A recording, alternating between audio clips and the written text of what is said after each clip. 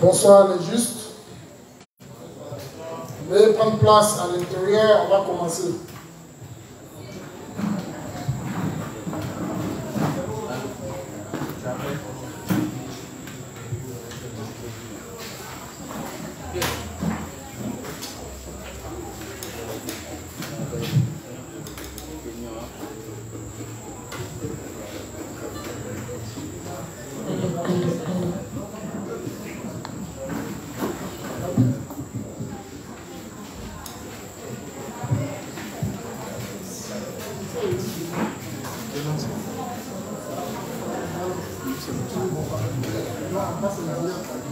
En fait, comme tu as parlé là, donc je suis typé.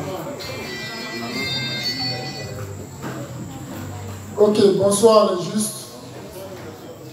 Voilà, s'il vous plaît, veuillez mettre votre téléphone sur silence ou sur mode avion.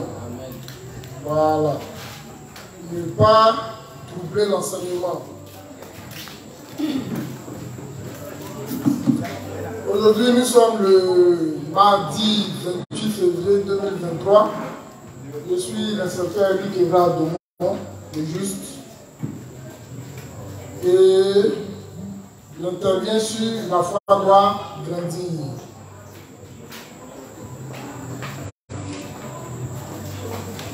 Donc, en attendant que les frères viennent déposer leur téléphone pour l'enregistrement, il y aura beaucoup d'enregistrements, donc certainement, les gens après vont réécouter. Voilà. Donc,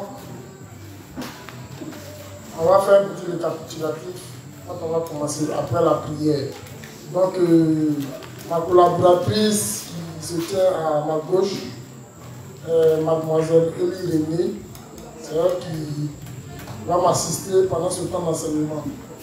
Donc, je vais lui confier la prière et puis on va débuter. Donc, les justes, on va se disposer.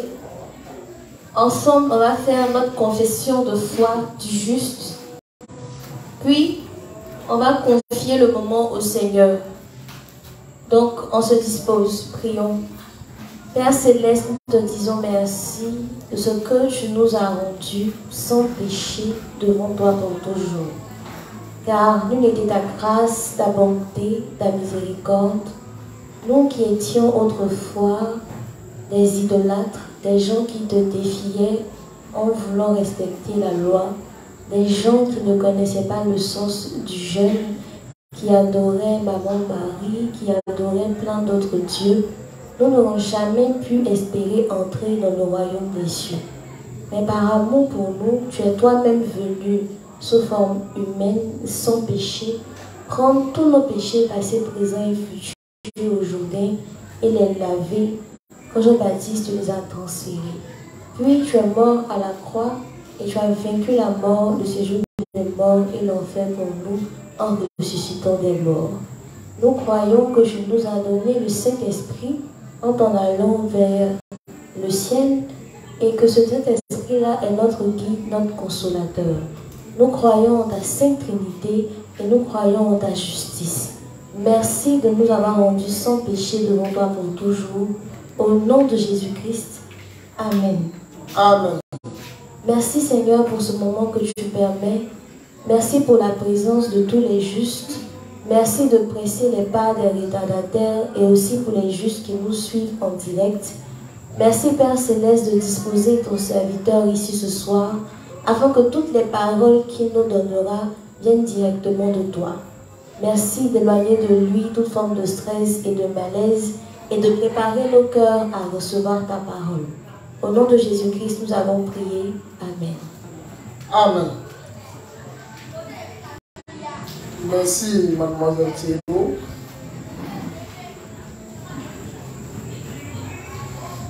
Donc, comme je l'ai dit tantôt, les gens ont enregistré hier, il y a eu beaucoup de téléphones ici. Donc, je suppose que les gens ont réécouté.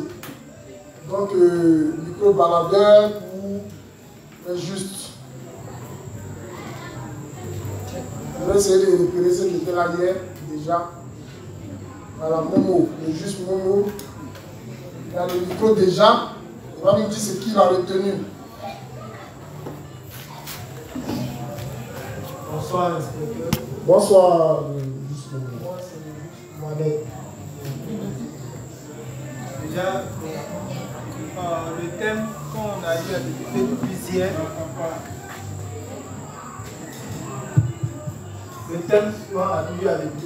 le thème c'est la foi doit grandir. Donc déjà, l'inspecteur est revenu sur les éléments de base de la foi, c'est-à-dire l'eau, le sang et l'esprit, en rentrant d'abord depuis le saint sacrificiel pour montrer comment on a été sauvé depuis là-bas, qui expliquait, qui était l'image de Jésus-Christ qui allait venir sauver de nos péchés. Ensuite, il est rentré maintenant dans les différents. On a fait un seul thème. Un seul sous-thème. Allô? Un seul principe. Un seul principe, qui est le livre 46, page 113, paragraphe 3. Là-bas, ça dit simplement qu'une foi qui ne grandit pas, c'est une foi qui vit elle-même. Et là-bas, et là, chacun, bon, que dit chacun, l'inspecteur déjà a donné son témoignage, son premier jour après sa naissance. On a vu là que, bon, pour l'instant, il n'était pas trop entré dans l'évangile, donc il vivait pour lui-même.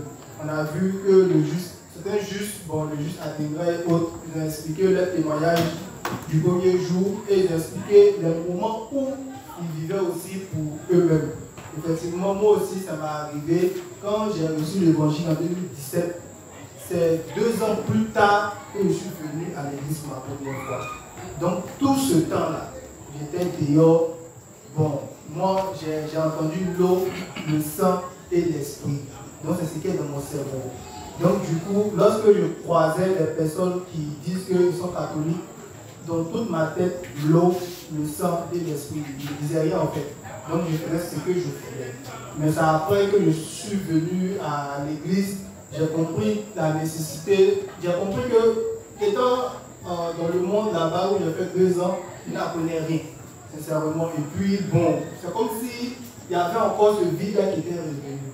Mais c'est quand je suis revenu à l'église que j'ai commencé maintenant à prendre des responsables, des inspecteurs et autres. Donc, depuis 2019 jusqu'à 2023, bon, vous me voyez. Amen. Merci beaucoup pour ton résumé. Tu vas passer le micro à ton voisin, ne cherche pas trop loin. Voilà. Le voisin, le juge Cédric, tu vois bien qu'il était là hier. Ouais, il était là hier. Ok, vas-y. Bon, voilà. Bon, hier, vous avez commencé vos thèmes sur la foi doit grandir. D'abord, vous devez dire à la base, c'était le processus du mariage que vous devez faire. Mais c'est ce thème-là qui vous a été donné. Donc, vous avez un peu parlé dessus. Vous avez dit comme ça qu'un juste qui vit pour lui-même, c'est un juste qui ne considère pas vraiment les œuvres spirituelles. Lui, il préfère les œuvres de la chair plus que les œuvres spirituelles. Bon, en fait, c'est autour de ça, puisque vous avez plus connu, vous avez donné votre exemple, votre vie, avant de vous donner franchement à lui. Voilà. Vous avez pris votre témoignage comme certains justes aussi on fait. Vous comprenez qu'en général, ce qu'il a pu retenir bien, c'est qu'un juste qui vit pour sa chair, vit pour lui-même. Alors que vivre pour l'esprit, c'est vivre pour la foi. Vivre pour que la foi puisse grandir. C'est un peu le là. Ok, d'accord. Donc, en réalité, un juste, donc, il veut pour lui-même, sa foi ne grandit pas. Il y a le juste Magiès qui veut dire quelque chose. On va prendre une dernière intervention ici. On va revenir sur notre enseignement. Bonsoir Assemblée. Le micro, s'il vous plaît, le micro, les batteries des micros sont déchargées. Bonsoir Assemblée des Justes. Donc, nous signons en même temps. Moi, c'est le juste Magiès. En fait, hier, à entendre le père, c'est attelé à essayer de définir ce que c'est que la foi. Puis il y a différentes notions qui ont été données. Entre autres, que la foi, c'est contre la parole de Dieu.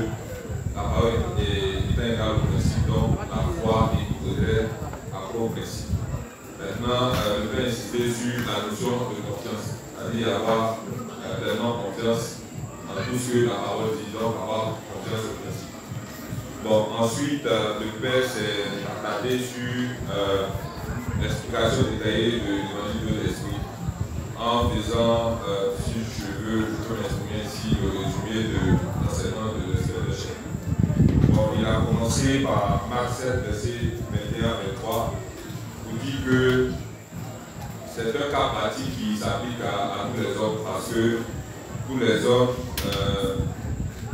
sont pécheurs. Et puis, le Marc 7, verset 23, devant ce verset, la personne peut se soustraire, peut se dérober simplement parce que dans chacun de nous, il y a différentes sortes de péchés, les 12 péchés qui ont été cités dans ce verset-là.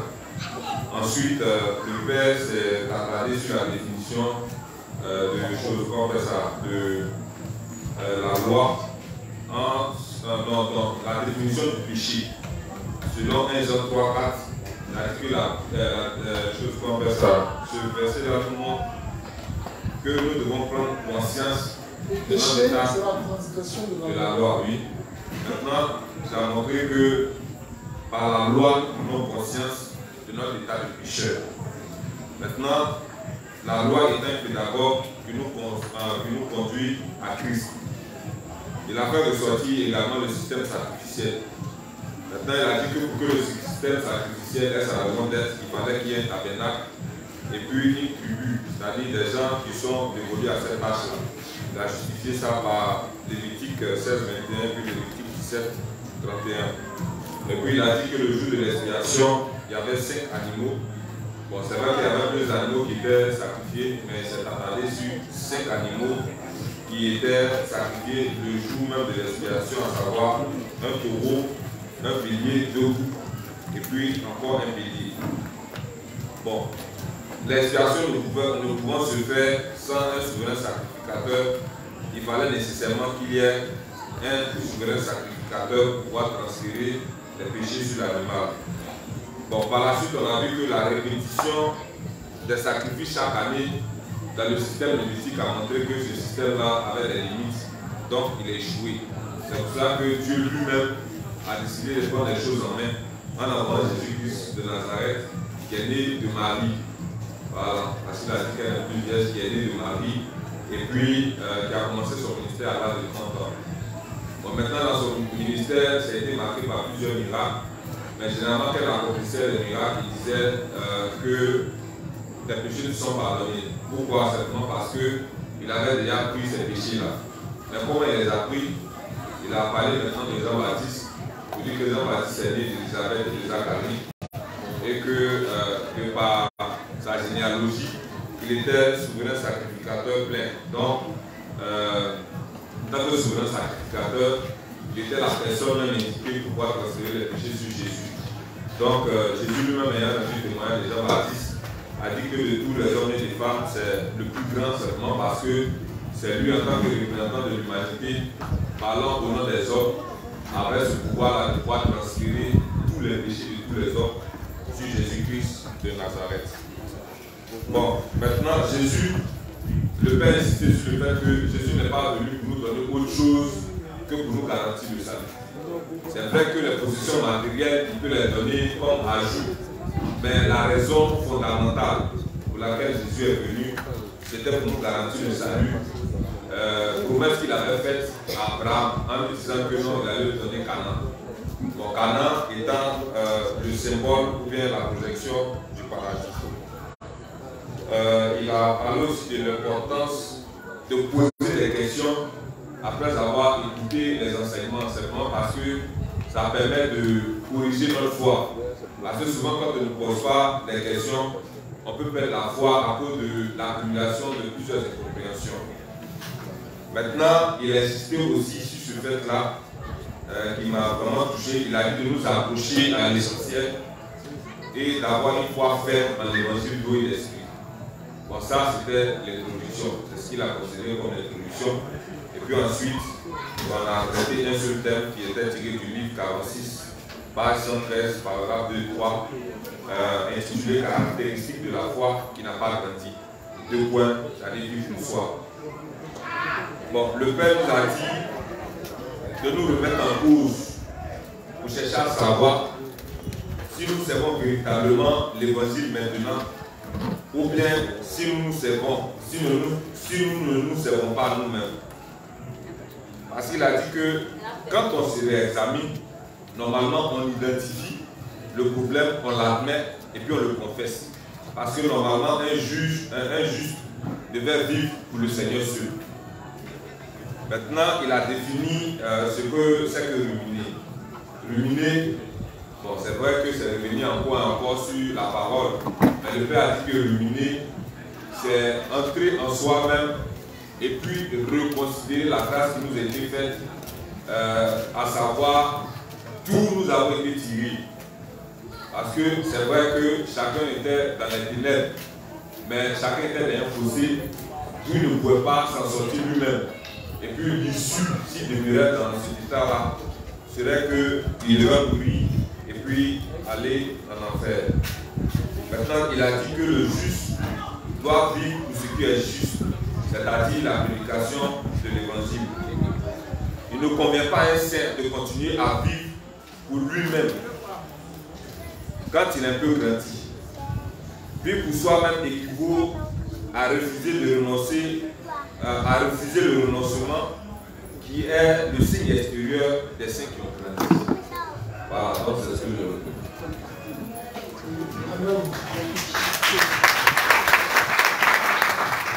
Non, il n'a pas eu besoin de bien boire. Hein? Et puis voilà quoi.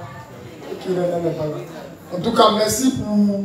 En fait, quand on entend souvent le résumé, ça fait chaud au cœur. Ça veut dire que quelque part, les gens nous écoutent. Hein? Voilà. Donc j'espère que ça sera valable pour chacun de vous ici présents. Et hier, à la fin de l'enseignement, il y a le reste pour Amos. Hein? Il a fait une doléance. Il a voulu qu'on revienne en détail. C'est ça, je ne comprends pas. Voilà, sur ce que c'est que vivre pour soi. Mais avant d'aller à vivre pour soi, j'aimerais qu'on lise un texte ensemble et puis on va commencer. Un texte dans la Bible. Le texte de Jean, chapitre 1, à partir du verset 1. Jean, chapitre 1, à partir du verset 1. Au commencement était la parole, et la parole était avec Dieu, et la parole était Dieu. Donc, il a dit ici qu'au commencement était la parole, et la parole était avec Dieu, et la parole était Dieu. On est d'accord? Vas-y. Elle était au commencement avec Dieu.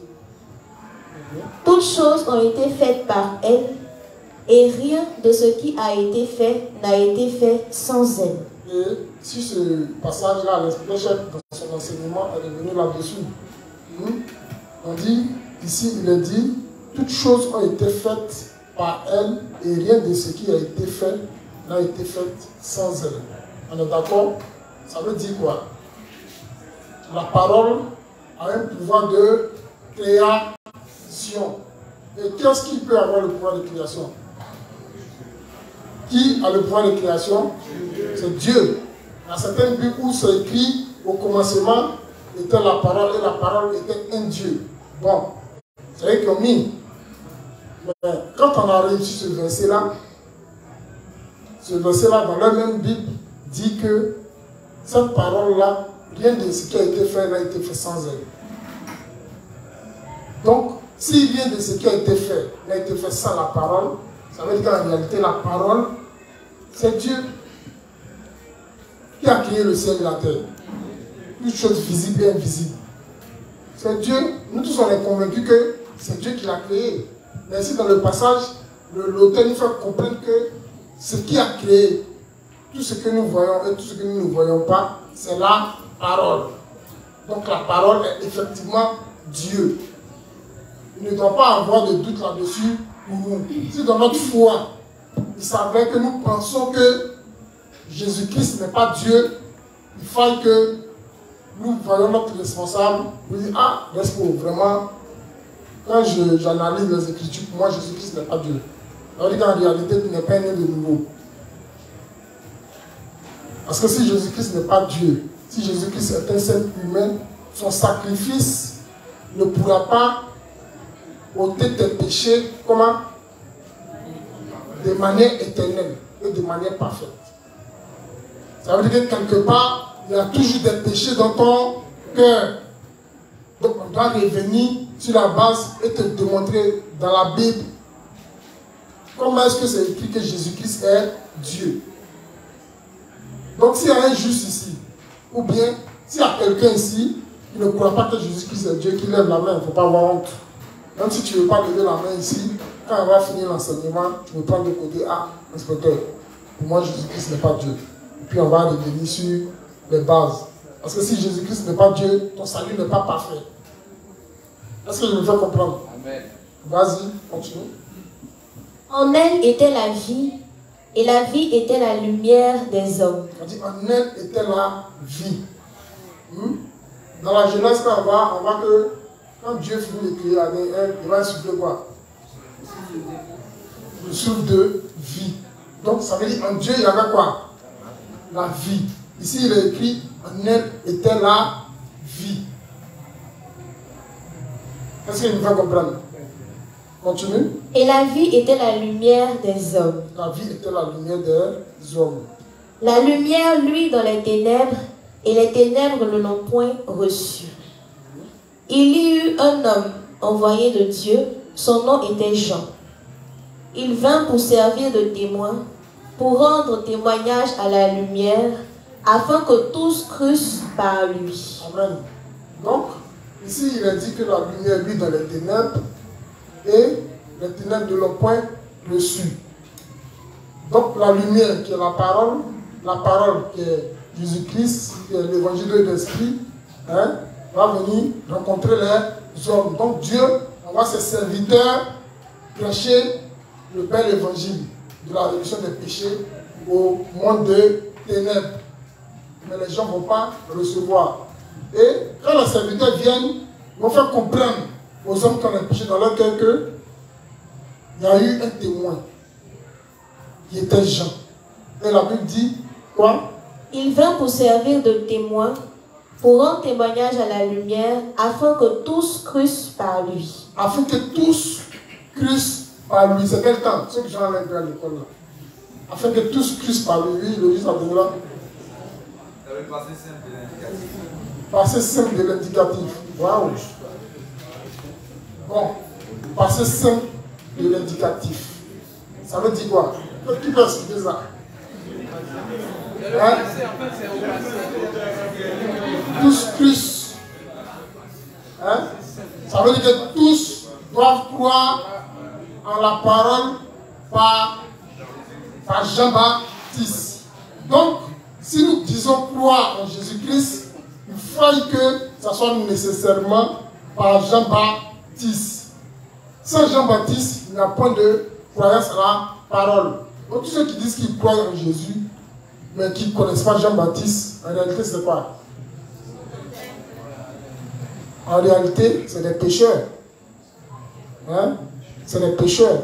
Et ici, quand j'ai lu, il y a même souligné à l'inspecteur chef quand il faisait son enseignement, j'ai lu le livre, je crois, 45, dans le livre 45, le révérend nous explique le fait que Zacharie soit muet. Zacharie était muet, pourquoi? Parce qu'il ne croyait pas en Jean-Baptiste. Il n'a pas cru que Jean-Baptiste allait venir. Le fait que Jean-Baptiste, Dieu l'a rendu muet, le révérend nous dit que ça signifie que tous ceux qui ne croient pas en Jean-Baptiste ne pourront parler de la part de Dieu. Amen. Donc, le père même de Zacharie, lui-même, il devait croire en Jean-Baptiste nécessairement. Quand l'ange lui a fait l'annonce de l'arrivée de Jean-Baptiste, il n'a pas cru. Et comme il est têtu, malgré qu'Élisabeth était enceinte, il ne croyait pas toujours. Voilà pourquoi il est demeuré muet jusqu'à ce que, tellement il ne croyait pas que de cette vieille femme-là, un homme, un enfant, un bébé pouvait sortir, il n'a pas cru. C'est quand il a vu Jean-Baptiste de ses yeux, quand il a accouché, c'est là qu'il a cru. Et quand il a cru, qu'est-ce qu'il a fait? Il a commencé à prophétiser. Donc tous ceux qui ne vont pas croire en Jean-Baptiste ne pourront pas parler de la part de Dieu. Il est nécessaire pour nous que nous croyons en Jean-Baptiste. Parce que Jean-Baptiste, c'est lui qui est venu préparer le chemin, le sentier du Seigneur. C'est-à-dire Jean-Baptiste, en baptisant le Seigneur Jésus-Christ, a transféré sur lui tous les péchés de l'humanité. Une bonne fois pour toutes. Et Jésus-Christ allait payer pour les péchés en faisant couler son sang à la croix et en mourant. Ça va? Et c'est là le socle de notre foi. C'est ce en quoi nous devons croire pour dire qu'aujourd'hui, nous sommes des justes. Parce que Jésus-Christ, il est Dieu tout-puissant et il s'est fait chair, il est venu, il a pris sur lui tous nos péchés et il a payé le prix pour ces péchés-là en mourant à la croix. C'est ça qui fait notre foi. Et notre foi, c'est d'avoir confiance en cette parole-là. C'est de croire pleinement en cette parole-là. C'est de croire que quand Jean-Baptiste a baptisé Jésus, effectivement, tous nos péchés, passés, présents, futurs, ont été déposés sur Jésus-Christ. Est-ce que je vous fais comprendre? Nous devons avoir une ferme assurance, une ferme confiance en cette parole-là. Et c'est là le début de la foi, n'est-ce pas? La foi, c'est de faire confiance à la parole de la foi vient de ce qu'on entend, et ce qu'on entend vient de la parole de Dieu. Donc, on doit faire confiance à cette parole. On doit croire de tout notre cœur que Jésus-Christ a porté tous nos péchés. Il n'y a pas un péché qui a été omis. Ça va? Donc, c'était ce petit passage-là que je voulais partager avec vous avant de commencer l'enseignement. Parce que nous travaillons sur la foi doit grandir. Donc, à chaque fois que nous allons nous retrouver ici, on va revenir sur les bases de notre foi. Il faut que nous présentons notre foi. On va essayer, tant bien que mal, de faire comme le révérend. Le révérend, vous voyez dans tous ses ouvrages, il ne fait que revenir sur l'évangile de l'esprit. Revenir sur l'évangile. Il sait que nous, là, on n'aime pas revenir.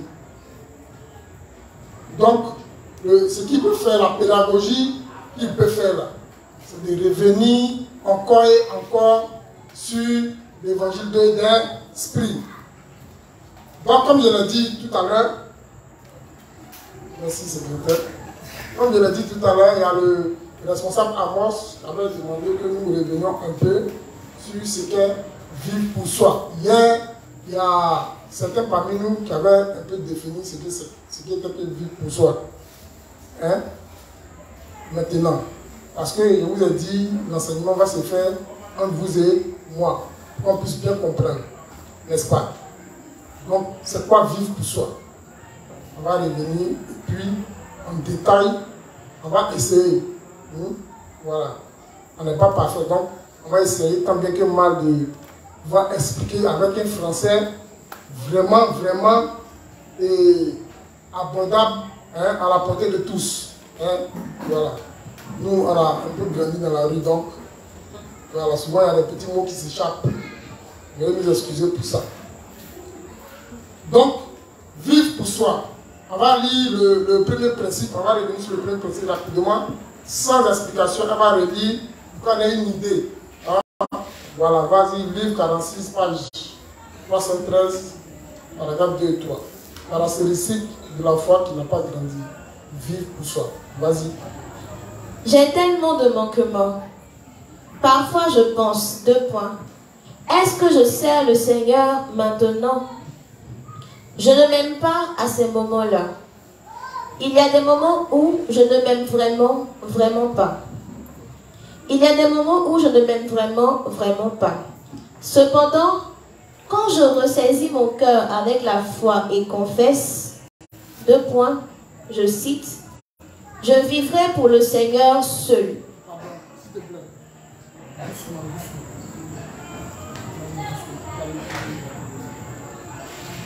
J'ai tellement de manquements. Parfois, je pense, 2 points. Est-ce que je sers le Seigneur maintenant? Je ne m'aime pas à ces moments-là. Il y a des moments où je ne m'aime vraiment pas. Cependant, Quand je ressaisis mon cœur avec la foi et confesse, 2 points je cite, je vivrai pour le Seigneur seul. Je peux ne pas être capable de faire une grande œuvre, mais il convient à ma foi de vivre pour toi seul. Fin de citation.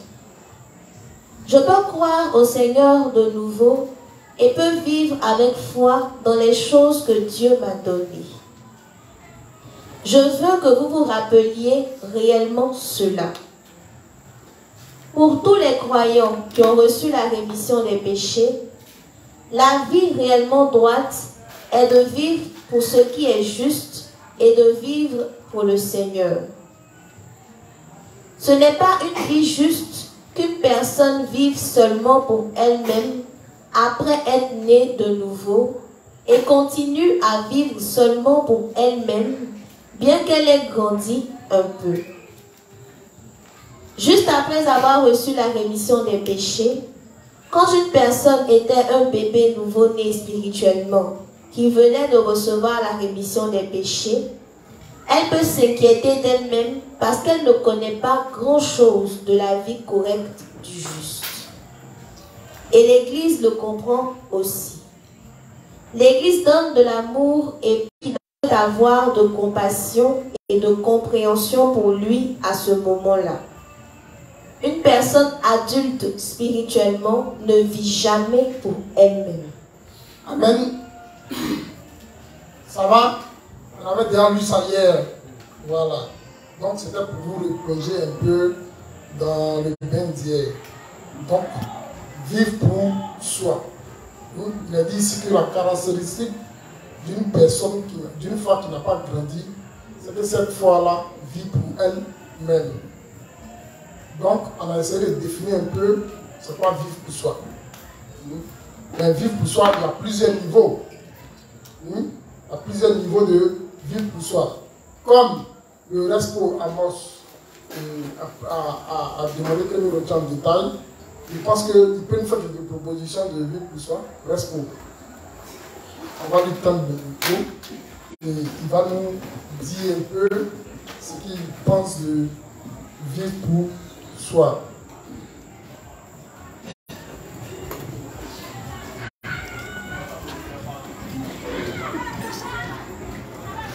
Merci, inspecteur. Ce que j'ai bien écouté, la relecture qui s'est faite tout à l'heure, pour aller dans les cas pratiques, parlant de vie pour soi, un juste qui a au moins 1 an de vie de foi, et après 1 an, qui par exemple, sous prétexte qu'il travaille, du lundi au vendredi, et samedi il ne travaille pas, dimanche il ne travaille pas, et puis c'est juste, pendant ces 5 jours de travail, il n'a pas pu lire, il n'a pas pu prier. Sous le test qu'il travaille, il est fatigué. Mais le samedi, il se réveille, il se tord, il ne prie pas encore. Il ne cherche pas à évangéliser, il ne lit pas, et il sort, et puis il va saluer ses parents, et jusqu'au soir il rentre, et puis dimanche matin, il choisit de laver ses habits. Voilà. Une telle juste, il vit pour lui. Un juste, il a un salaire, qui fait des activités et qui gagne de l'argent. Et dans le temps, il met la main vite pendant 2 ans. Il vit pour lui. Il est responsable et puis dans la caisse de l'église où les responsables cotisent, par exemple, il n'a jamais mis 5 000. Il vit pour lui. Ce juste, qui a peu grandi, comme le révérend l'a dit, et il n'a jamais été maman. Il n'a jamais évangélisé une âme qui est née. Quand on lui dit d'aller évangéliser, il vient à l'église, on lui dit ça. Quand les frères vont au front, quand il a le temps, il arrive à pisser toujours. Mais il vit pour lui.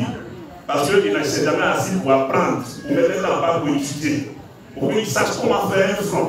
Ça fait 3 ans, 4 ans, il n'a pas un enfant spirituel. C'est juste là, il vit pour lui et il est méchant. Je vais m'arrêter un peu là. Amen. Voilà. Donc ça, c'est le cas pratique. Qui peut ajouter quelque chose à ce qu'il a dit? Ça, c'est des cas pratiques hein, de personnes qui vivent pour elles-mêmes. Voilà, derrière toi, il y a un juste là. Un juste qui travaille, qui a un salaire et qui... Est-ce que je lui donne la parole? Et qui, à chaque fois, vient et il met la main vide dans le tronc, c'est un juste qui vit pour lui. Comme Ananias et Saphira. Vas-y, le Seigneur. Tu te présentes? Moi, c'est le juste. Il m'a donné un cas de juste qui vit pour lui. Bon, parce que les pécheurs juste par apparence. Donc, un juste qui a 1, 2, 3, 4, 5 ans de naissance, mais qui ne demande pas l'aide à Dieu pour pouvoir soigner son comportement, par un comportement auprès des pécheurs, afin de pouvoir les attirer de par son comportement. Et un juste qui vit pour lui. Amen.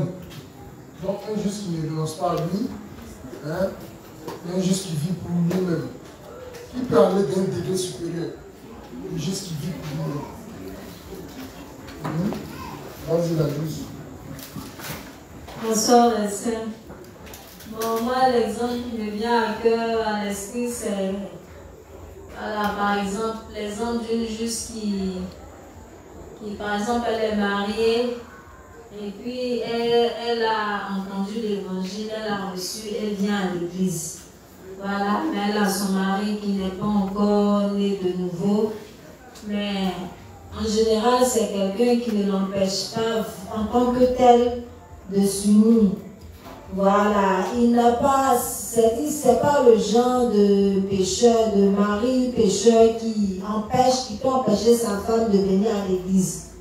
Donc, il continue de pouvoir aux besoins de sa femme, comme avant même qu'elle ne soit née de nouveau. Il continue de remplir ses obligations vis-à-vis de sa femme, de ses enfants, de sa maison. Et donc, bon, pour elle ne voit pas vraiment la nécessité de lui annoncer l'évangile. Voilà. Du moment où il a ses petits soins, il pourvoit à ses besoins et qu'elle peut venir à l'église sans problème. Bon, elle ne voit pas vraiment la nécessité, elle ne voit pas l'urgence vraiment que son mari puisse naître de nouveau. Bon, ça c'est un cas qui me vient à l'esprit. Et puis le deuxième cas, j'ai oublié ça, c'est bon. Ok, d'accord. Donc, une juste qui est mariée à un pécheur et ne prie même pas de la conversion de son mari. C'est un juste qui vit pour elle-même. On doit prier pour la conversion de nos familles. Nous sommes nés de nouveau, nous sommes dans des familles. On doit prier pour que c'est dans la conversion de foi, la nouvelle conversion de foi de croissance là. C'est dedans. On doit prier pour nos frères et sœurs physiques qui n'ont pas encore reçu la rémission des péchés. Il y a le frère Ange qui veut dire quelque chose. Après lui, on prend Matthieu et puis on va continuer l'enseignement.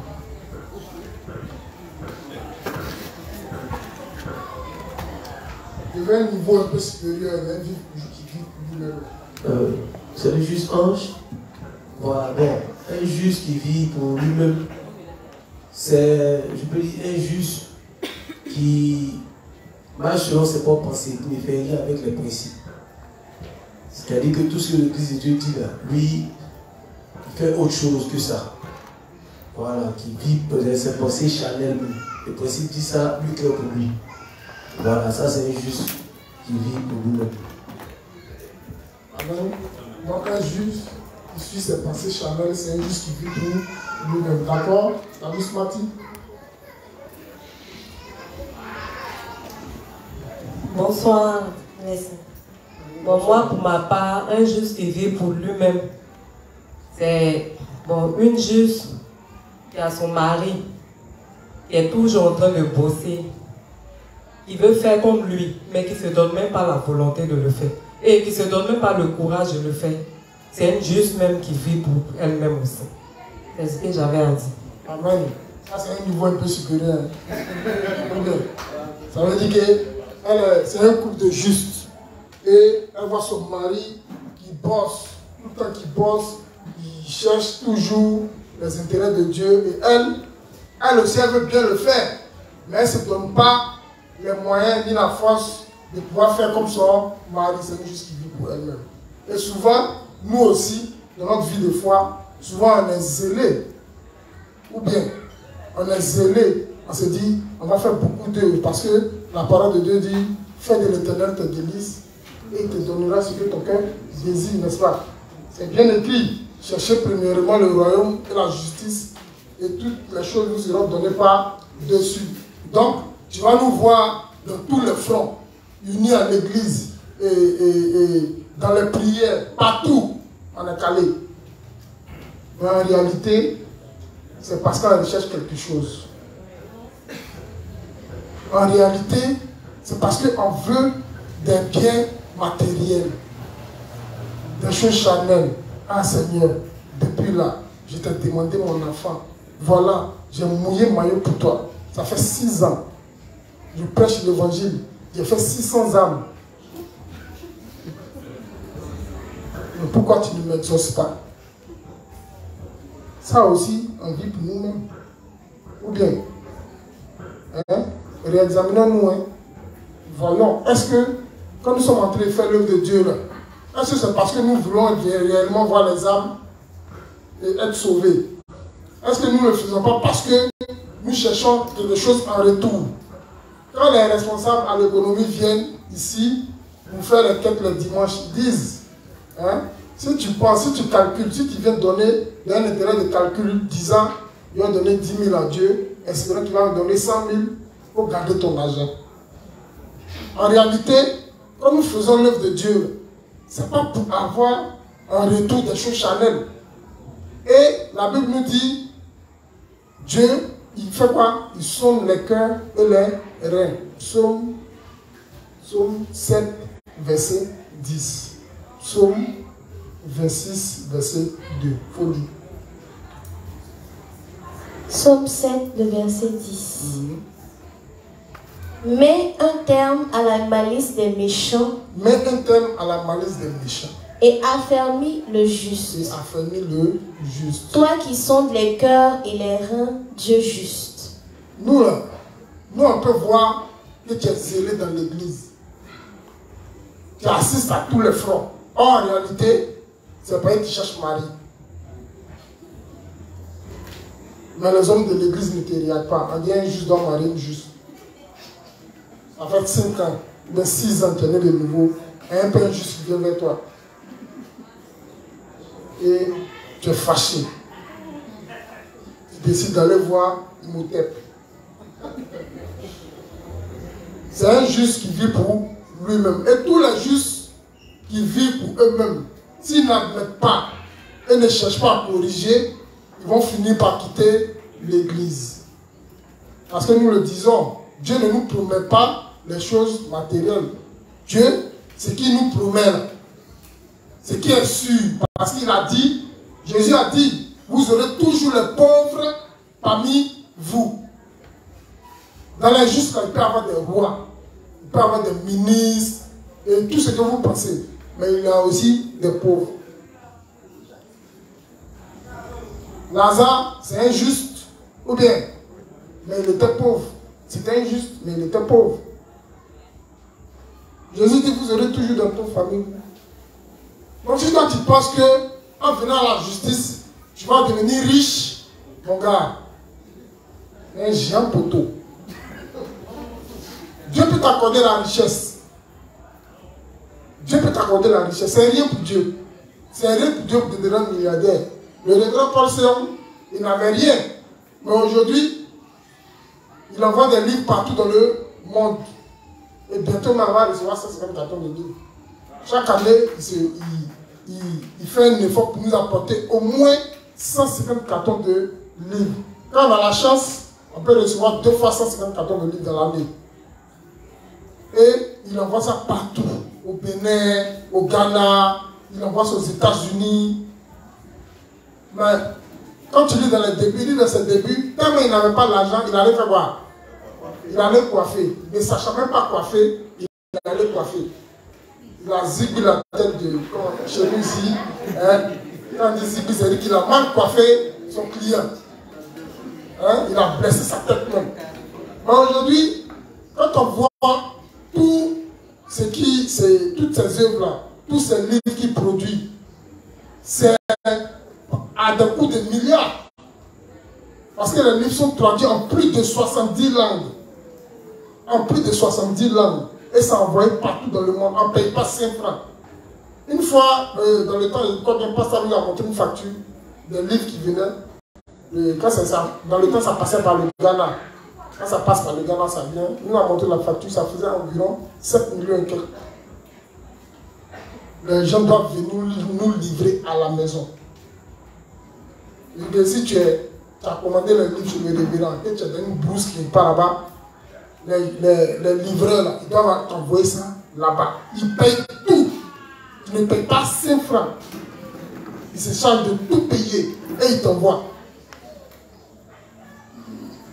Dieu a trouvé que ce dernier-là, voyant sa foi, si je le rends milliardaire, voilà ce à quoi l'argent va servir. Mais il nous autres, on n'a même pas fait signe. Il a commandé déjà. Il a mis frère qui m'a à la maison. Avec un tel cœur, et puis tu fais tes prières, Seigneur, donne-moi les milliards. Seigneur, donne-moi. Pas Dieu, c'est un gawa. Dieu, c'est pas un gawa. Donc, on ne peut pas contraindre Dieu. Ce n'est pas possible. Donc, pour avoir la bénédiction de Dieu, surtout la bénédiction matérielle, il faut avoir un cœur droit. Il faut un cœur qui recherche uniquement que les choses de Dieu. Donc, vivre pour soi, il y a plusieurs niveaux. Vivre pour soi, il y a plusieurs niveaux. Est-ce que vous pouvez comprendre? Certainement, dans notre enseignement, au fur et à mesure qu'on va progresser dans l'enseignement, on aura peut-être des petits dons dans les inspecteurs vont nous bénir si, des exemples pratiques de vivre pour soi. Ça va, non? Ça va? Qui a compris ce que c'est que vivre pour soi aujourd'hui, là, d'une autre manière? Lui, il va juste le dire.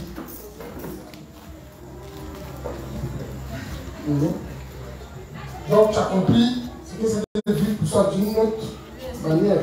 Bon, moi, la question que je voulais poser, c'est, par exemple, à travers les enseignements, un juge a dû constater que vraiment il a du boulot vraiment à faire dans sa vie de foi. Il a également remarqué que des gens se sont levés dans la prière, des gens étaient motivés pour qu'aujourd'hui ils naissent de nouveau, ils n'ont pas regardé à ses caprices.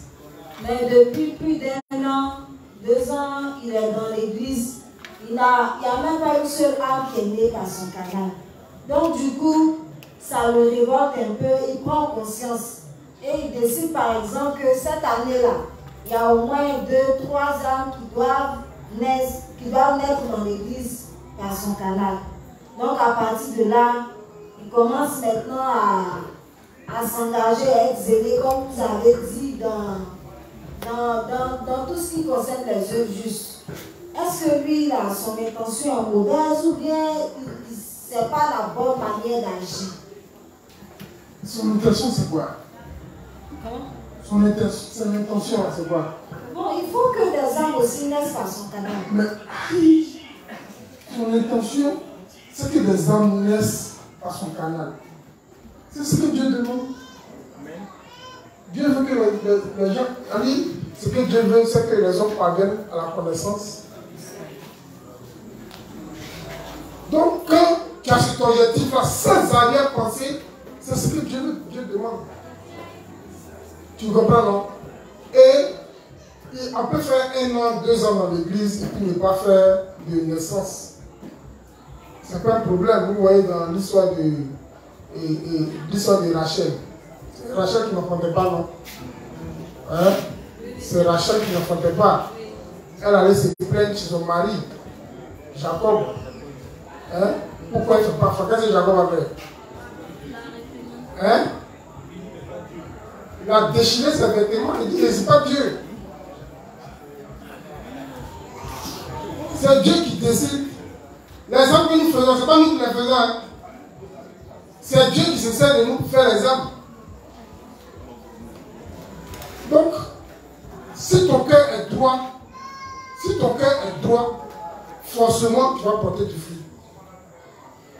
Ça commence par la prière. Mais qu'est-ce que Rachel a dit à faire d'abord? Elle a donné sa servante. Pour que sa servante puisse accoucher sur ses pieds. Donc, quand un juste participe au front, et même si tu ne fais pas de naissance, que tu vas participer au front et que les âmes naissent, c'est comme s'ils ont accouché sur tes pieds.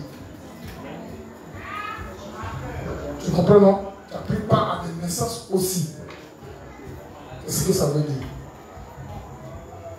Mais si tes pensées sont saines, si tu as des sains projets, tu as des sains désirs, Dieu est d'accord avec. Mais ce qui n'est pas bon, c'est de penser que tu dois faire des âmes pour que Dieu te donne quelque chose en retour. C'est ça, vie pour soi. Ça va? Ça va?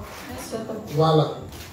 Donc, on va progresser un peu parce que depuis on est sur le premier principe, le cahier est un peu volumineux. Donc, on va passer au deuxième principe. Hein? On a compris que la foi qui ne grandit pas, c'est une foi qui vit pour elle-même. Hein? Souvent, on est dans l'église, mais quand on vient à l'église, on recherche les jolis garçons, on recherche les belles femmes, et on ne veut pas renoncer à nous. Ça aussi, c'est vivre pour soi. Donc, on va passer dans le même livre, le livre 46, cette fois-ci à la page 182, paragraphe 2, les soucis qui tuent la foi. Vas-y. Livre 46, page 189, paragraphe 2. Les soucis qui tuent la foi. Lecture. Une semence est tombée parmi les épines, a poussé et a commencé à grandir, mais les épines l'ont étouffée dans l'ombre, pour qu'elle ne puisse pas grandir et finalement meure. Les épines ici signifient les soucis du monde comme, je cite, « Comment vais-je vivre? Que vais-je manger ou boire? Je ne peux mener une vie de foi si je veux réussir dans le monde. » Fin de citation.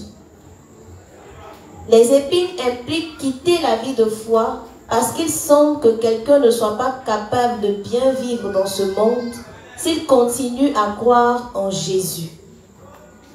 Ceux qui ont un tel terrain épineux du cœur pensent qu'ils ne peuvent vivre heureux s'ils croient en Jésus et ainsi ils ont tué la foi en eux-mêmes en poursuivant les valeurs du monde parce qu'ils aiment tellement le monde.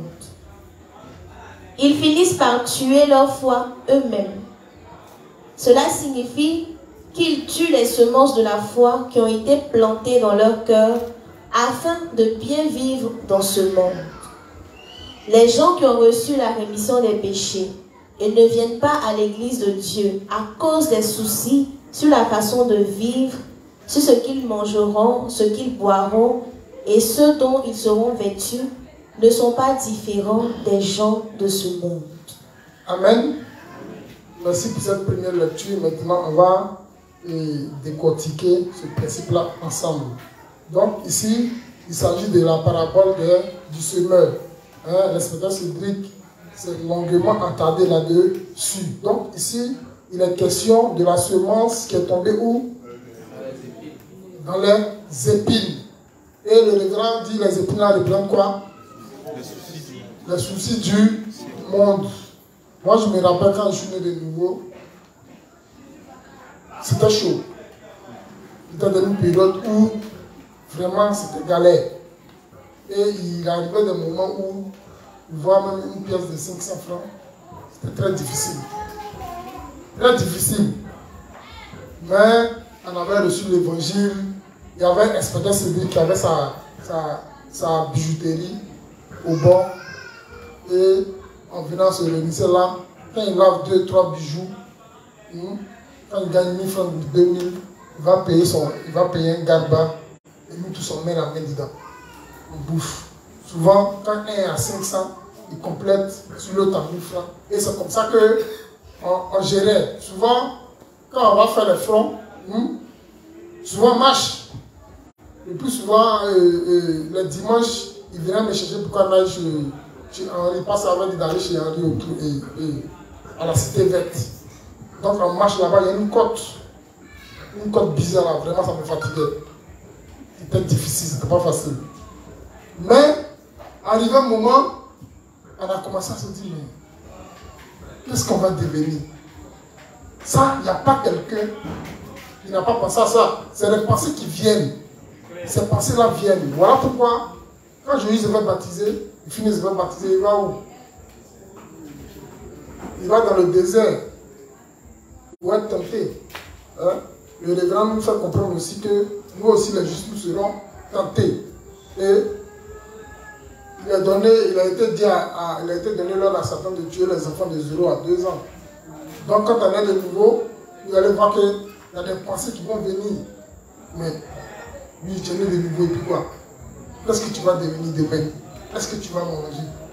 On se pose ces questions-là. Pour moi, c'était, bon, tu allais à l'école. Hein? Tu ne peux même pas faire un stage. Au moins valider le diplôme. Et tout plein de questions comme ça. Jusqu'à ce que, une fois, il y a un cousin qui était directeur de l'église catholique, qui m'a appelé.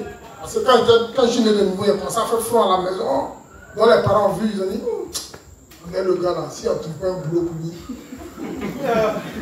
Et le fait qu'il ne travaille pas là, il a commencé à devenir bizarre. Il n'a pas rentré dans les 5 euros. Donc, je ne sais pas un gars avec qui, bon, c'est rarement qu'on cause. Et tout à coup, soudain, il m'appelle, il me dit de venir dans son bureau. Ah, c'est bon, actuellement, il est comme j'ai fait l'informatique, actuellement, il est directeur de l'école catholique, en Côte d'Ivoire. Donc, il veut mettre en place un groupe d'informaticiens pour qu'on puisse enseigner l'informatique au primaire. Donc, il veut un groupe dans lequel, comme j'ai un diplôme d'informatique, donc il veut que je me place dedans. Un boulot. Moi, j'ai vu ça comme un boulot. Ah. Et il me dit un peu, voilà, quand vous allez commencer à travailler, voilà comment vous allez toucher, et ainsi de suite. Ah bon? Ok, d'accord, j'ai compris. Donc, dès qu'il est sur son bureau, il appelle Pasteur. Pasteur, c'est comment? Ah, il y a un cousin, il va me donner du boulot. Hein. Pasteur dit, ok, d'accord. Donc, son ok, d'accord, ça m'a paru un peu bizarre. Donc, je suis arrivé à Nyon, aussi allé. Je me suis dit, ah, comment? Il dit, mon cousin m'a donné. Et non, il dit, il faut aller. C'est bon. C'est mon travail. Il dit, ça m'a paru un peu bizarre. Attends, avant ça, l'inspecteur s'est dit qu'il avait eu ce même problème là, avec son frère.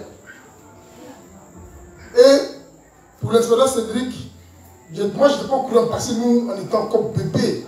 Nous, on ne voyait pas. Hein? Il a vu l'inspecteur Cheikh Salamé. Cédric était parti, il se passe à Tchassalé.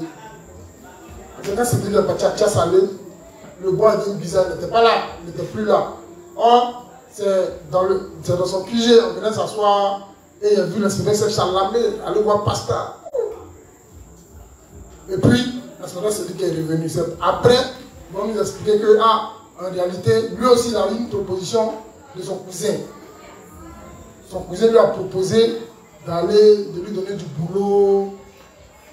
C'est comme ça que Satan travaille.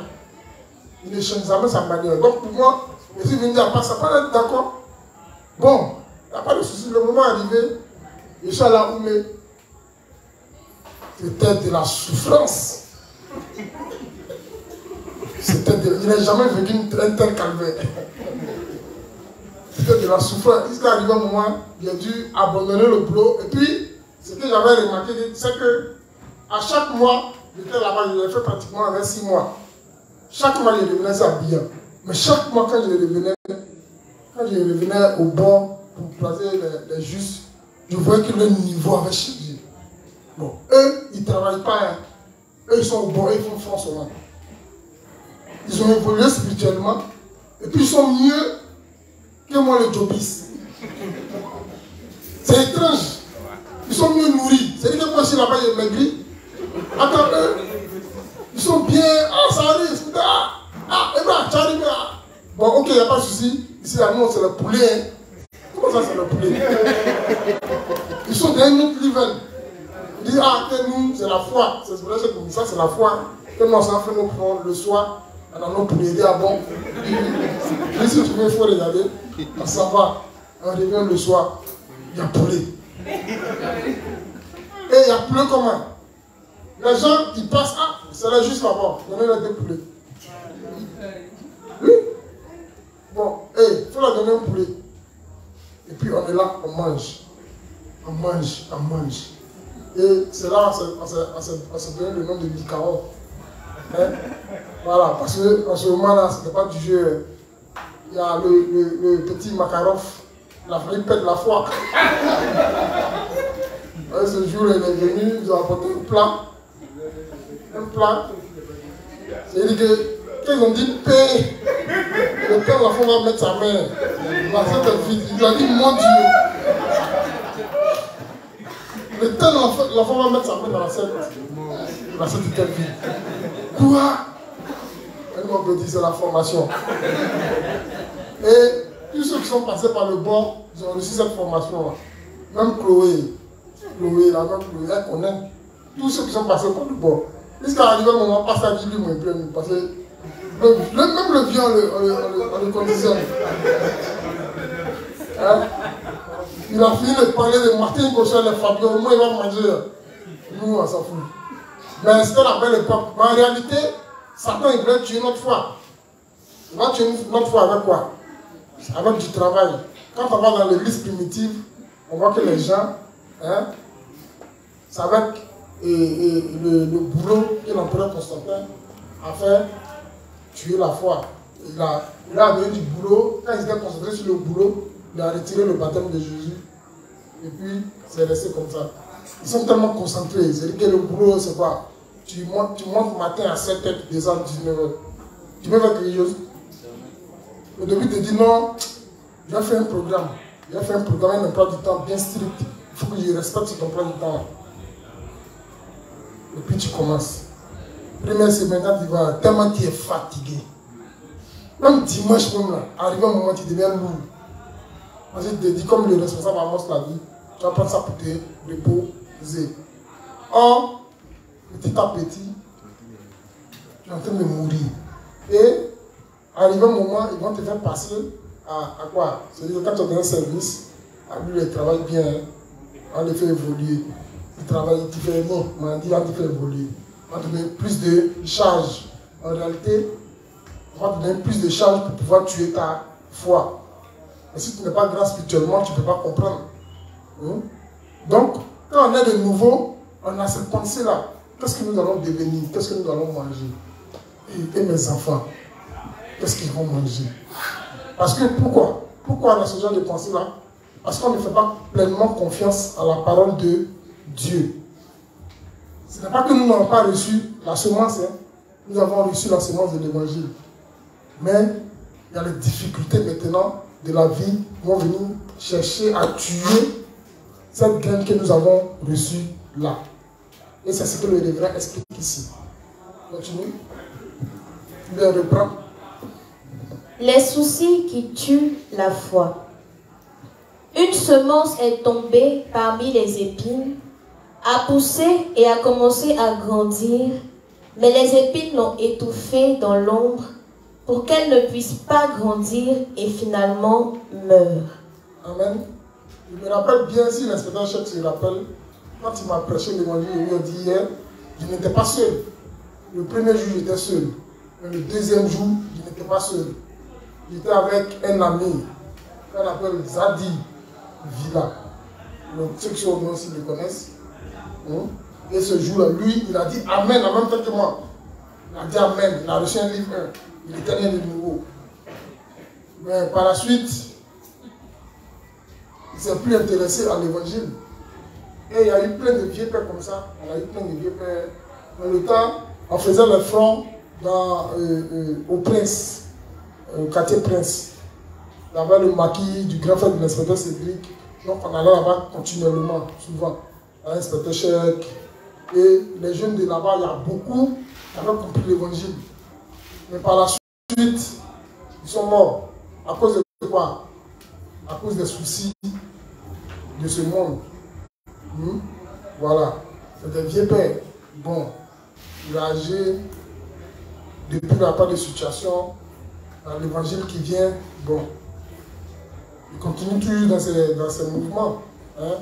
Lui, bon, l'évangile, bon, oui, c'est vrai, Jésus a pris nos péchés, Dieu merci. Je crois. Mais viens partir à l'église, non, il y a un truc à faire. Viens partir, non, il y a un truc à faire, non. Dimanche, je viens. Jusqu'à... Ils ont perdu la foi carrément. Ils savent qu'il y a les justes, ils nous voient. Avant, on n'était pas beaucoup. Aujourd'hui, on est devenu beaucoup, ils nous voient. Mais, ils ne savent pas ce qu'ils font. Soit c'est la honte, mais apparemment, ils ont perdu carrément l'évangile. Et parmi ces gens-là, même le grand frère de l'inspecteur Cédric, Clé, il venait, et une fois, il ne le connaissait pas, le responsable à truc qu'on appelle ça à l'économie, a dit que ceux qui ne sont pas nés de nouveau ne doivent pas faire la quête. Ils ne doivent pas mettre l'argent dans les offrandes. Il est venu avec son gars, ils ont pris ça mal. Pourquoi on les a empêchés? Eux, ils sont des justes, ils étaient les premiers justes. Mais on ne vous connaît pas. Il y a les premiers justes, mais on ne vous connaît pas. Vous ne venez pas. Donc mettez-vous de côté, on vous prêchez. Non, ils sont partis. Et jusqu'à aujourd'hui, ils ne sont plus revenus. L'autre mec qui a fait un AVC, hein? Lui, il est devenu un peu bizarre, mais le grand frère de l'inspecteur se dit qu'il est encore là. Voilà. Il a mis carrément de côté l'évangile parce qu'ils avaient d'autres choses à tête. Voilà, les soucis de la vie ont tué la graine de l'évangile qui était en eux. Ça va? Continue. Les épines ici signifient les soucis du monde comme, je cite, « Comment vais-je vivre? Que vais-je manger ou boire? Je ne peux mener une vie de foi si je veux réussir dans le monde. » Amen. Donc, quels sont ces soucis-là? Il dit, c'est comment vais-je vivre? Que vais-je manger ou boire? Je ne peux mener une vie de foi si je veux réussir dans ce monde. Or, Jésus en a parlé dans Matthieu 6. Il dit, ne vous inquiétez pas. Ne dites pas que mangerons-nous, que boirons-nous, de quoi serons-nous vêtus. N'est-ce pas? Il dit parce que ces choses-là qui les recherchent, c'est les païens. Nous sommes nés de nouveau. Dieu sait que nous en avons besoin. Dieu, il sait que tu ne peux pas te mettre nu pour aller prêcher l'évangile et puis les gens vont t'écouter. Tu ne peux pas avoir faim non plus. Hein? Si tu as faim quand c'est un degré, tu peux parler. C'est pas possible. Tu as faim quand le vent met dessus, le vent veut t'emporter. Tu as parlé de l'évangile comment? Donc Dieu sait qu'on a besoin de ces choses-là. Dieu se passe. Dieu c'est pas un gawa. Il sait que ces choses-là, nous avons besoin de ça. Donc il nous donne il nous donne juste de quoi on a besoin pour le moment.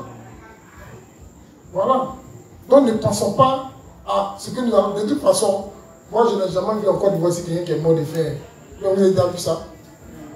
Bon, peut-être en Éthiopie, il y a les pays où il y a la famine. Ou bien au Mali, où il y a le désert. Somalie.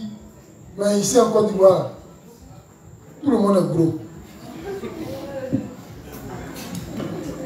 Ou bien, il n'y a pas un Ivoirien qui a dit qu'il n'arrive pas à manger. C'est impossible. Il n'a jamais vu quelqu'un qui est mort de faim aussi. À moins qu'on ait séquestré. Donc nous, là, si ça fait de manger, là, on ne peut pas venir se plaindre devant Dieu. Ou bien, voilà. Donc, ce n'est pas pour ces choses-là que nous devons nous inquiéter. On doit rechercher quoi? Premièrement, le royaume et la justice de Dieu. Continue. Les épines impliquent quitter la vie de foi parce qu'il semble que quelqu'un ne soit pas capable de bien vivre dans ce monde s'il continue à croire en Jésus. Donc souvent, il arrive que tellement les soucis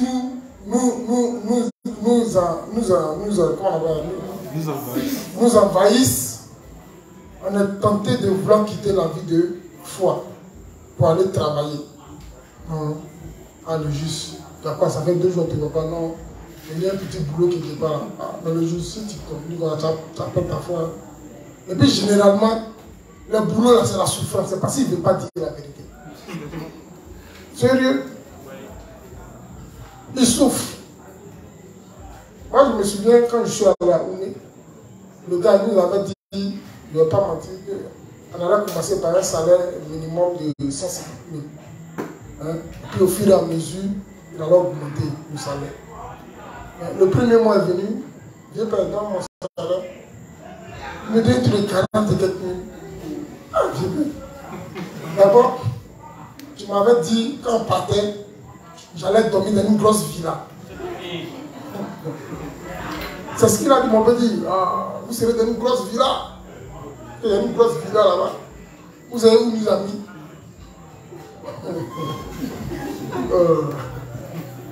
C'est merveilleux. Nous avons mis ce qu'il appelait grosse villa. En réalité, c'est une maison d'un ancien combattant. Le grand-père a son ami. Hein?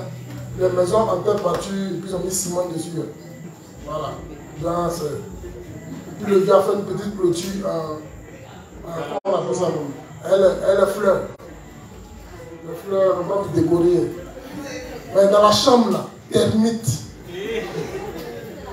Ah, puis c'est la villa qu'elle a. Mon petit, c'est une villa. Ah. Bon, on est déjà à Oumé. Il est juste il ne peut pas revenir sur Abidjan. Il faut tester dessus. Il faut commencer. Le début est toujours difficile. C'est comme ça, hein? Après, ça va aller. Moustique, cafard, et comment on appelle scolopendre. Tous les animaux de la forêt étaient là.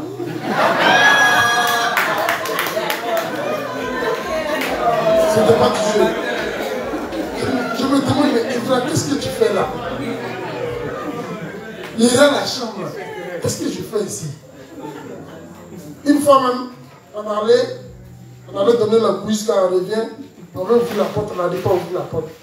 C'est-à-dire que les termites l'ont bouffé le bois de la charpente là, jusqu'à le plafond est tombé sur le lit. C'est-à-dire qu'on peut ouvrir. Heureusement que ce n'est pas tombé la nuit. Aïe! Voilà la poussière. Seigneur Jésus. Donc on appelle le boss. Le boss. La maison de plus en plus, ça ne nous arrive pas à mon petit de bien voir. C'est bien sûr, dans le contrat, je dois vous loger, je vous ai logé. J'ai peur. Heureusement, à ce moment-là, il a rencontré un ami, et le petit frère d'un ami qui était, comment on appelle, garde pénitentiaire à Oumé. C'est lui qui m'a hébergé chez lui. Et il a quitté le coin bizarre, je suis allé chez lui. Mais là-bas encore, ce n'était pas facile. Parce que j'étais à près de 10 km de l'endroit où je devais travailler. Donc, quand je marche, ceux qui connaissent Oumé, c'est la terre rouge. C'est pas du jeu. Puis il y a les collines. J'ai maigri en moins d'un mois. La Grèce, c'est quitté. C'était pas du jeu, c'était une formation. Donc il appelle le pasteur, ah mais comment? C'est dur, il dit oui. C'est comme ça. Et le sol là, quand on veut cultiver, c'est dur. Ah comment? Il dit oui, c'est comme ça. Que c'est dur, c'est le désert, c'est comme ça. Ça va aller. Mais il faut prêcher l'évangile. Hein? Prêcher l'évangile à ton entourage. Et moi aussi, j'ai commencé à parler. Mais les gens là-bas, ils sont vraiment idolâtres. Eux, ils sont entrés dans les fétiches. Voilà. Et ils jouent ça. Eux, c'est les fétiches. Et là, on va donner 2 cartons de livres là-bas. Pour m'en donner 2 cartons de livres. Je suis parti les distribuer. Souvent, les dimanches, mes collègues là, je les appelais. Eux, ils sont professeurs à l'église, à l'école catholique, c'est des professeurs et des enseignants. Mais ils ont leur fétiche. Voilà. Et ils me disent clairement, mon gars, laisse tout de Dieu là, alors on va coup de bout. Et nous, on a nos fétiches. Nous, on ne peut pas laisser nos fétiches. C'était pas facile. Et puis, à Lyon, moi, je me suis dit, bon, à quoi bon ça de rester là-bas? Le gars là, il me doit.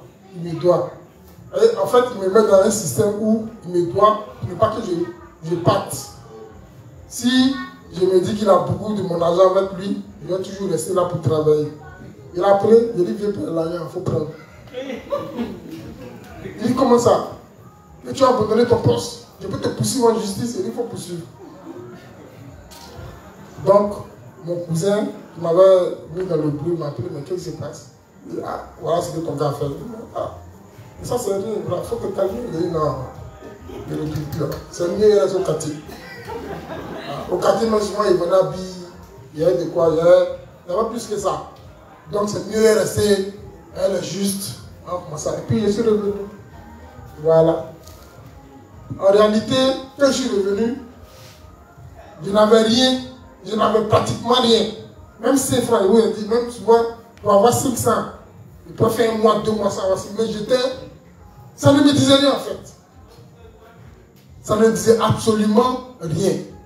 Mais je ne manquais pas souvent d'avoir les petits vêtements. Il y a mon frère qui prenait les vêtements. Donc, je suis habillé, je suis là, je n'ai rien sur moi, mais je suis là. Mais on n'avait pas besoin d'avoir beaucoup parce qu'on était avec Kobo. Avec Kobo, c'est psaume temps, livre temps, toute la journée. C'est front, c'est exhortation, c'est front, c'est exhortation. Tu ne peux pas dévier. C'est quelqu'un qui va danser là. Tu ne peux pas le dévier. Tu ne peux pas dire non, là, Chelsea a marqué un. Ah, Chelsea, tu connais le ballon. Est-ce que tu sais que. Et puis, il ramène. C'est-à-dire que quand tu vois quelque chose, il ramène tout à l'évangile. On veut rester le problème. Il m'a dit, tu sais, on doit prendre la ville de Boaké. Hein. Il faut qu'on trouve un peu de contact. Le grand, il faut qu'il. Je suis venu te parler de mon problème.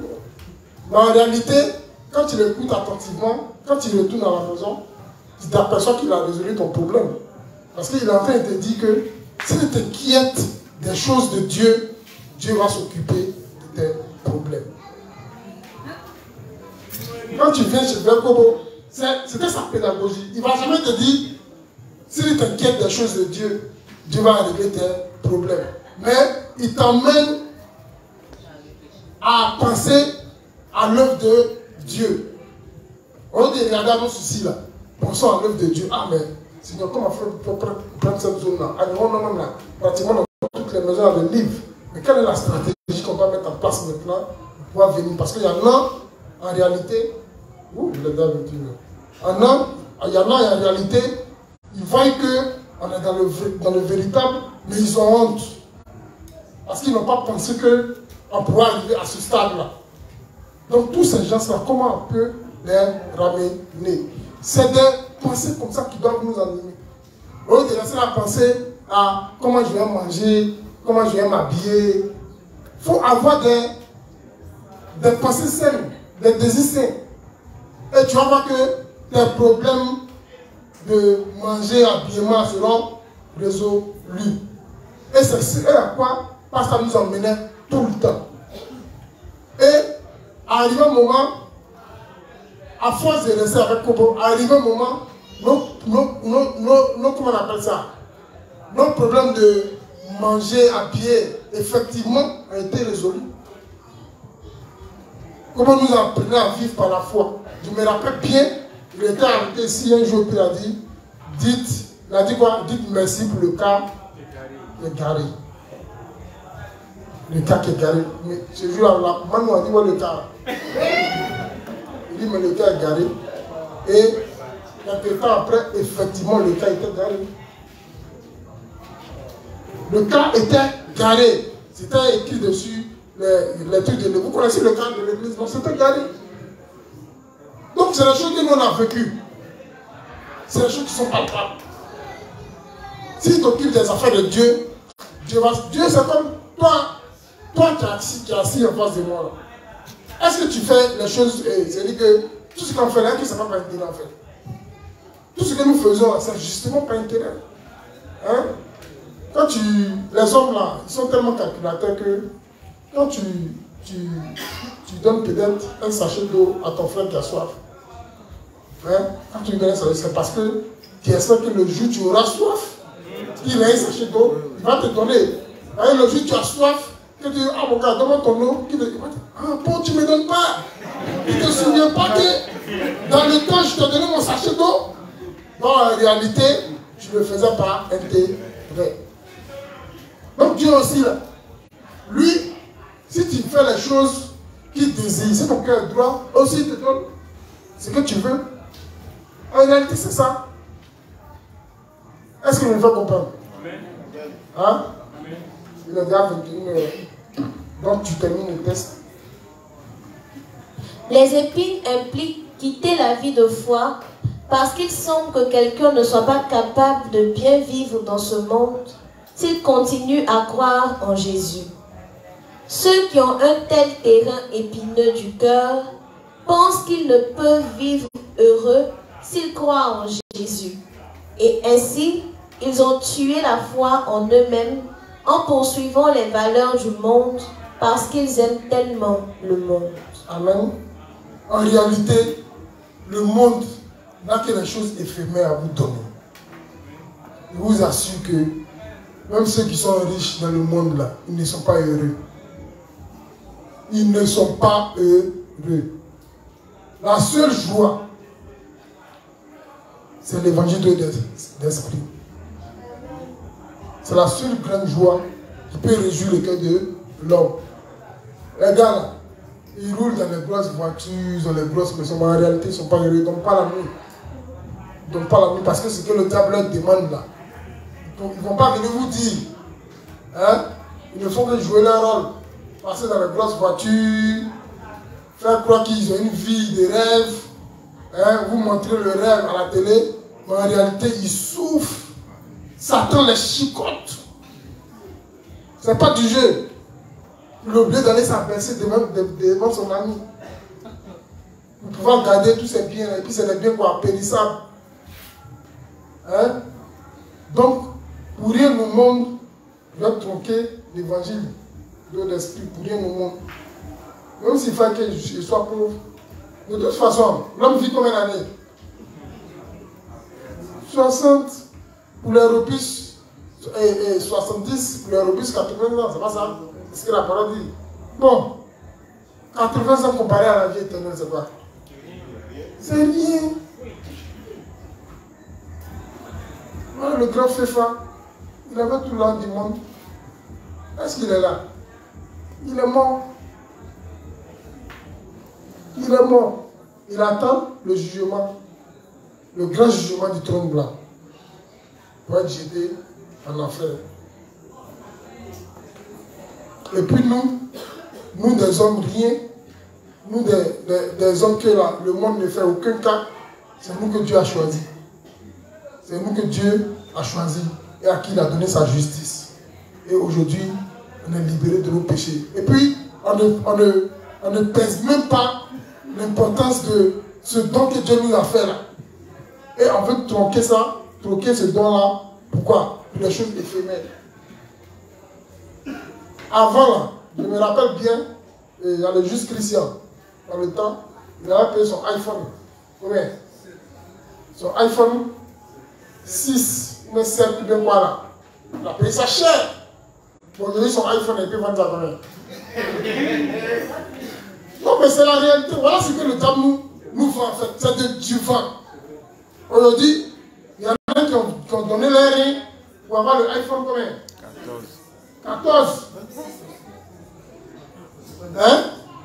Il y a un pays où on dit un gars qui a donné, il voulait offrir iPhone 14 à sa chérie, il a donné son rien, mais il te jure que dans 10 ans, iPhone 14 là, même 200, même 200 ils ne vont pas acheter. C'est la réalité qui est là. Dans 10 ans, ça ne sera rien. Donc ceux qui sont un peu pourris, c'est l'idée, voilà. Vanité de vanité, tout est vanité. En réalité, tu couilles derrière du vent. Tu as un iPhone 14, attends dans 10 ans. Tu vas voir. Tu vas avoir ton iPhone 14 avec 5 000. Ah, actuellement, c'est comme 2 millions. 23 millions. Dis que toi, tu t'as donné ton rien. Mais toi, tu n'as fabriqué rien. C'est malheureux. On termine. Ils finissent par tuer leur foi eux-mêmes. Cela signifie qu'ils tuent les semences de la foi qui ont été plantées dans leur cœur afin de bien vivre dans ce monde. Donc ici, le regrand dit quoi? Ils tuent. Ça veut dire qu'eux-mêmes, ils tuent la foi qui a été semée dans leur cœur. C'est pas quelqu'un qui tue, hein, c'est eux-mêmes. Quand on vient dire, mais le juste, il faut venir, ouais, c'est vous qui êtes trop spirituel, quoi. Ah, tu es trop spirituel. Hein? Quand on parle, il dit que lui, toi tu es trop spirituel. J'ai dit que tu es trop spirituel. On parle un peu de notre évangile. Ah, laissez-moi respirer un peu. Et il y a les soldats qui me disaient qu'il y a une juste, il n'a pas dit son nom. Il y a un frère de quand frère front avec un gars qui évangélisait dans la rue. Donc, le juge l'a rencontré, il a donné un prospectif de juste. Et puis le juge s'est fait un frère, il dit, ah, mais mon gars, tu m'as donné ça là. Est-ce que tu as la rémission de tes péchés? Et le frère a débuté. Elle, c'est une juste, c'est une soi-disant juste. Et le juge a fait front avec un pécheur. Et puis elle quitte là-bas. Alors il n'y a pas fallu laisser le gars, il va l'évangéliser. Vous les justes là-même, là, vous êtes trop comme ça. Donc le juste, il voit ça, c'est juste. Il est étonné. Aïe. Mais qu'est-ce que tu fais là? Bon, il n'a pas pu répliquer devant le monsieur en réalité. Donc, il faut les laisser. Monsieur, il faut partir. Ceux-là, c'est quoi ils sont? Et puis, un gars de mouvement, et puis ça va. Il a pris, mais en réalité, il se passe. Elle dit, vous aimez trop ça. Un peu seulement évangile. Aujourd'hui, là, elle a perdu sa foi. En réalité, elle n'était pas née de nouveau. Tu vois, non? Elle a compris l'évangile de manière intellectuelle. Mon frère t'es fait front. Au moins, si tu ne peux pas faire là, il faut passer. Il faut passer. Mais Dieu est patient. Vous voyez comment Dieu est patient avec nous? Dieu nous a tolérés jusqu'à... Mais malheur à toi, si la colère de Dieu se met contre toi. Et quand Dieu se fâche, il frappe jusqu'à la 4e à la 3e génération. À la 3e à la 4e génération. Ce n'est pas du jeu. C'est-à-dire qu'il va te frapper. Ceux qui vont venir après toi, il va les frapper. Eux-mêmes, ils n'ont rien fait. Et puis, il est sûr. Jusqu'à... Donc, faisons attention. Faisons attention. Ça va? Termine. Les gens qui ont reçu la rémission des péchés et ne viennent pas à l'église de Dieu à cause des soucis sur la façon de vivre, sur ce qu'ils mangeront, ce qu'ils boiront et ce dont ils seront vêtus, ne sont pas différents des gens de ce monde. Amen. Donc, ici, le révérend de la cité de Matthieu 6. Hein, les justes qui s'inquiètent de quoi ils seront vêtus, de quoi ils vont manger en réalité, ils ne sont pas différents des pécheurs. Parce qu'un juste qui s'inquiète de ces choses-là, en réalité, il ne fait pas confiance en Dieu. Or, nous devons avoir une forte confiance en la parole de Dieu. Ça va? On va s'arrêter là pour aujourd'hui. 2 minutes de questions. Qui n'a pas compris quelque chose? On a mis un gars fatigué. Hein? Donc on va faire la prière et puis on va revenir demain pour la suite. Donc les justes, on va se disposer. On va dire merci à Dieu pour ce moment et on va lui confier le reste de la soirée. Prions. Père Céleste, nous te disons merci pour ce temps d'enseignement. Merci pour toutes ces paroles venant de toi qui sont déversées dans nos cœurs. Merci de nous permettre de pouvoir les ruminer afin de faire un avec elles. Merci Seigneur de ce que tu nous as permis de nous débarrasser de nos soucis du monde en étant unis à l'Église. Merci Seigneur de ce que tu as préparé nos cœurs pour l'enseignement de demain et que tu nous as donné les moyens, la santé et la force afin d'être présents pour la suite. Merci de nous raccompagner à la maison sain et sauf. Au nom de ton Fils Jésus-Christ, nous avons prié. Amen. Amen.